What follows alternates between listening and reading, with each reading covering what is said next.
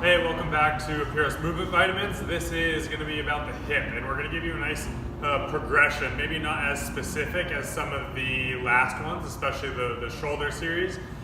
This is just to say a different flavor of ice cream, still tastes just as good.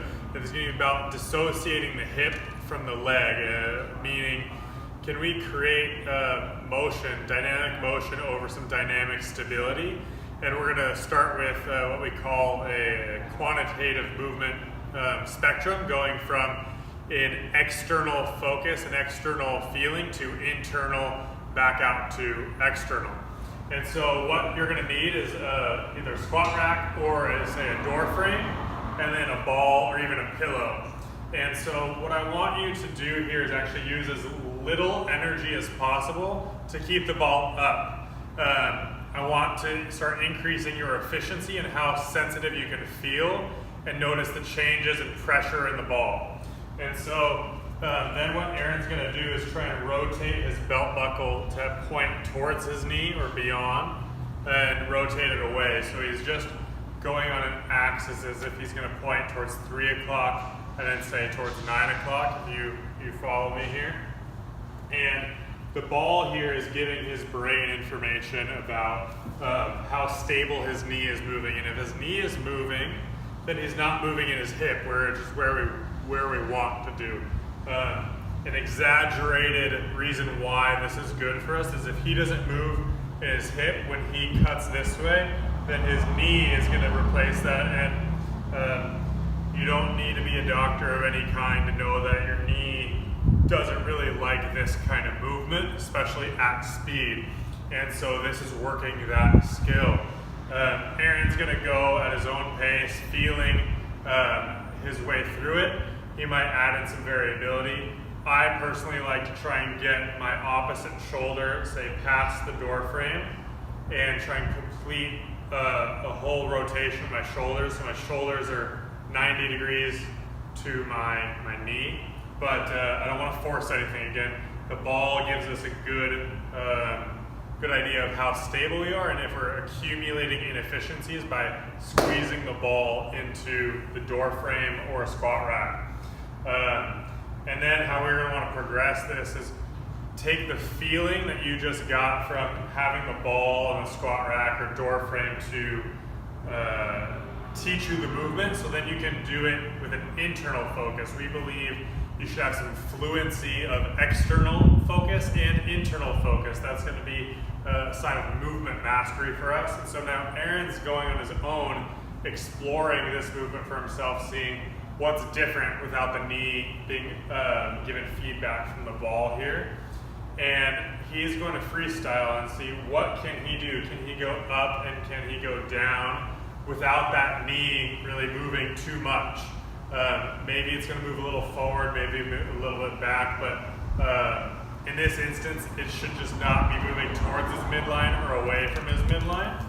And I invite you guys to have this same exploration. I don't think movement should have this really rigid robotic style, but rather a creative exploration built on some really key concepts. And so after this, the next thing that we might want to do is, say we wanted to apply this into life or sports, and well, we can't go around saying, Aaron, don't touch me yet before I make my cut move. I need to get my knee in place here. No, wait, don't. I'm not ready yet. Like, that's just not how life or sports work. And so we're going to slowly integrate this into, say, an external focus or external chaotic environment.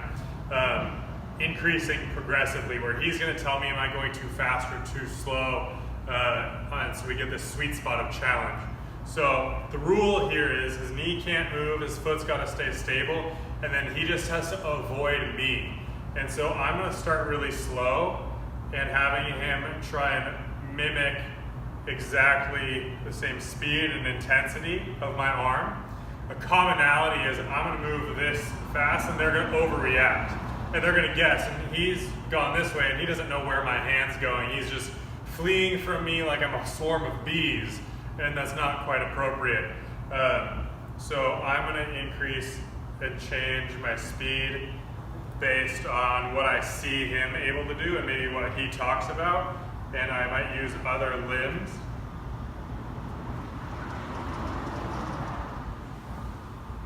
And then his goal internally is, how much is my knee moving? What does this feel like? And he has this constant feedback loop right now because there's not really a goal in this activity. He's not trying to pass a ball or score. He's just trying to increase the quality of his movement.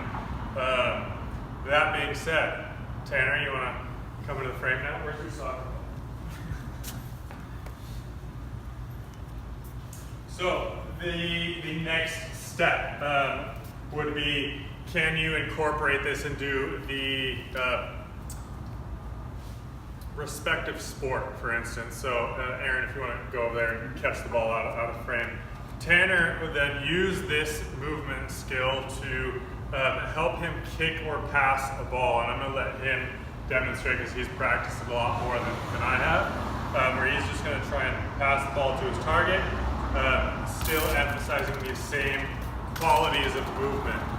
And notice that even if he goes a little faster, his foot might spin out, and that's okay because that would happen in a point where his range of motion, his hip, has been eliminated, or he's got no more, and so he needs to spin his foot to preserve that quality. We see this in baseball a lot, where a batter's here, and we'll see them lose their foot stability too early, even in golf.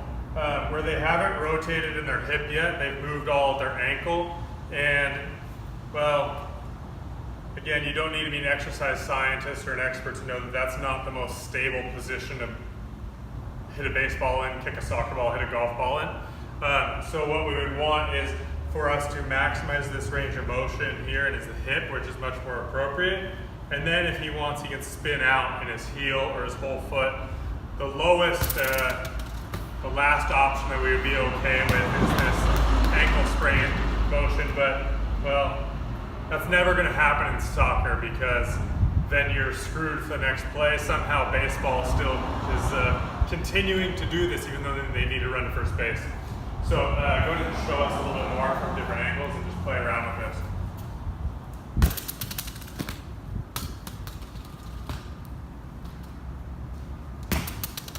Notice he's taking these principles of this hip dissociation, hip rotation movement, and he's running away with them. He's giving himself feedback as what does it feel like when he now has a soccer ball in play, and the next step would then be incorporating these into maybe a little bit more live or a little bit more chaotic environment as you progress towards more and more similarities towards the sport.